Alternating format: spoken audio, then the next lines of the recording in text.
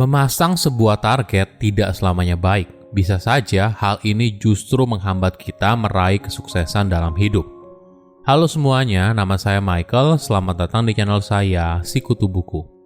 Kali ini saya akan bahas sisi lain dari memasang sebuah target dalam hidup. Ini merupakan rangkuman dari video TED Talk Emmanuel Eko yang berjudul Why You Should Stop Setting Goals, Yes Really, dan diolah dari berbagai sumber.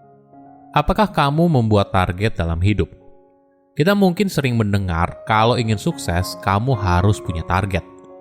Hidup tidak boleh hanya mengikuti arus, kamu harus tahu mau kemana. Di satu sisi, hal ini tentu saja betul. Tapi di sisi lain, bagaimana kalau membuat sebuah target justru menghambat kamu dalam mencapai kesuksesan? Target merupakan motivasi yang bagus untuk mendorong kinerja seseorang, membuat seseorang tetap fokus dan terus bertahan untuk mencapai apa yang diinginkan. Tapi sayangnya, memasang sebuah target juga bisa membuat seseorang terjebak dalam perilaku yang tidak diharapkan dan konsekuensi yang tidak diinginkan. Kita menjadi terlalu fokus mengejar sebuah target, hingga tanpa sadar kita telah membatasi diri dan kehilangan peluang yang muncul. Sebelum kita mulai, buat kalian yang mau support channel ini agar terus berkarya, caranya gampang banget. Kalian cukup klik subscribe dan nyalakan loncengnya. Dukungan kalian membantu banget supaya kita bisa rutin posting dan bersama-sama belajar di channel ini. Bagaimana kalau kamu diberitahu cara terbaik untuk gagal dalam hidup adalah dengan membuat sebuah target? Emmanuel Eko adalah mantan pemain sepak bola Amerika yang bermain di ajang bergengsi National Football League atau dikenal dengan nama NFL. Pada tahun 2011, dia bertekad untuk jadi miliarder pada umur 21 tahun. Bagaimana caranya? Sederhana, dia harus masuk ke dalam liga sepak bola Amerika bergengsi bernama NFL. Jadi, Eko mulai mengirimkan lamaran kerjanya sebagai pemain kepada NFL berisi video permainan sepak bolanya dari mahasiswa tahun pertama, tahun kedua, dan tahun ketiga. Tidak lama kemudian, NFL membalas suratnya kalau dia tidak akan diterima dalam 3 ronde pemilihan pemain. Jadi apa yang Eko lakukan? Dia menempel balasan dari NFL lalu menaruhnya di atas tempat tidur. Jadi, setiap kali bangun pagi, dia membaca tulisan itu dan menjadi penyemangatnya untuk membuktikan kalau apa yang dikatakan oleh para juri NFL itu salah. Setiap pagi, Eko sudah berlatih mulai dari jam 6 pagi.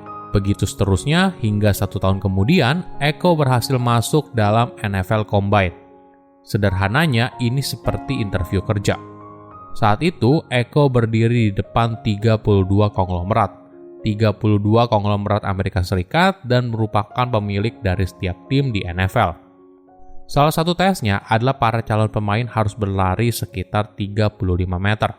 Semakin cepat kamu berlari, maka peluangmu untuk diterima menjadi pemain NFL akan semakin besar. Tapi ketika Eko mulai berlari, tiba-tiba saja otot pada sendi lututnya robek dan dia jatuh ke rumput. Tentu saja kejadian ini membuatnya gagal untuk masuk dalam NFL. Sejak saat itu, Eko memutuskan untuk berhenti membuat sebuah target. Kepercayaan dirinya sudah terkoyak. Dia merasa setahun terakhir hidupnya terasa begitu sia-sia, karena dia tidak berhasil masuk dalam NFL. Tapi apakah kamu tahu apa alasan otot sendinya robek? Jadi di NFL, semakin besar dirimu, maka semakin baik. Tapi tentu saja, semakin berat tubuhmu, kamu semakin sulit untuk berlari kencang.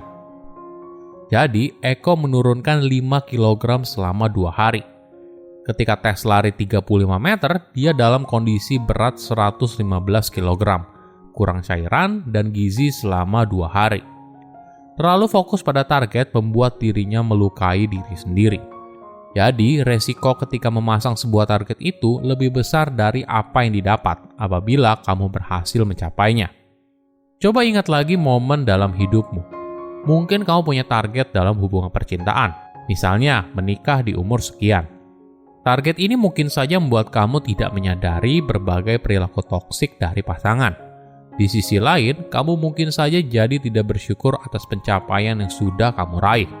Kembali ke kisah Eko, Walaupun dia gagal masuk NFL dalam 3 ronde pemilihan pemain, ronde paling prestigius karena ini berisi para pemain terbaik di tahun tersebut, tapi Eko berhasil masuk dalam NFL pada ronde pemilihan ke-6. Sama halnya ketika kamu jadi pengusaha dan punya target omset 100 juta sebulan. Ketika kamu tidak capai target, maka kemungkinan besar kamu akan kecewa. Padahal omsetmu sudah mencapai 80 juta rupiah sebulan. Nah, kenapa sih kita menetapkan sebuah target?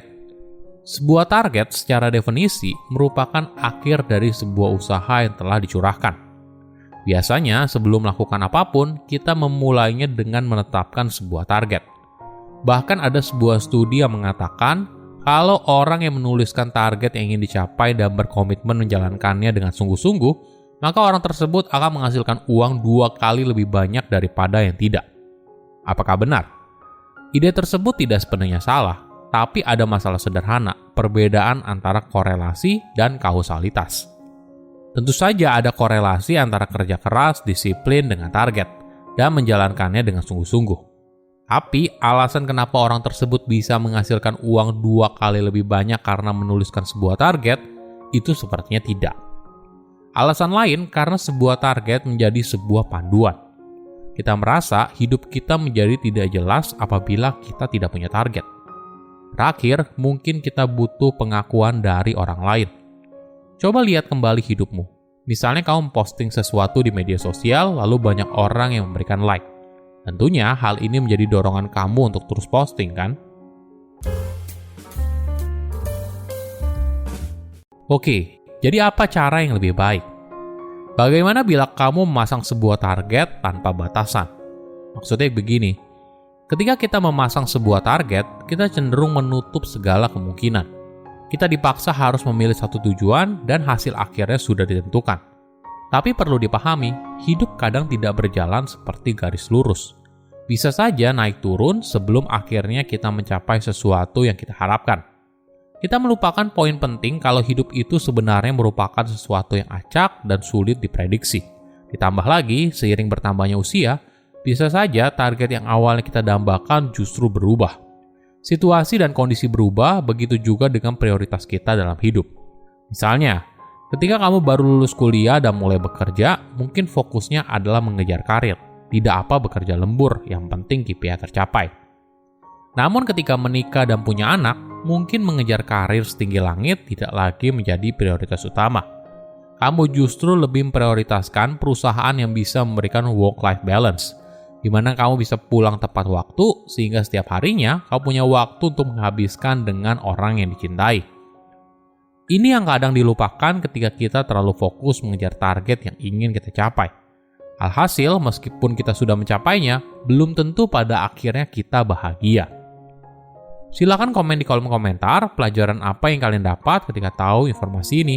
Selain itu, komen juga mau tahu informasi apa lagi yang saya review di video berikutnya. Saya undur diri, jangan lupa subscribe channel YouTube Sikutu Buku. Bye-bye.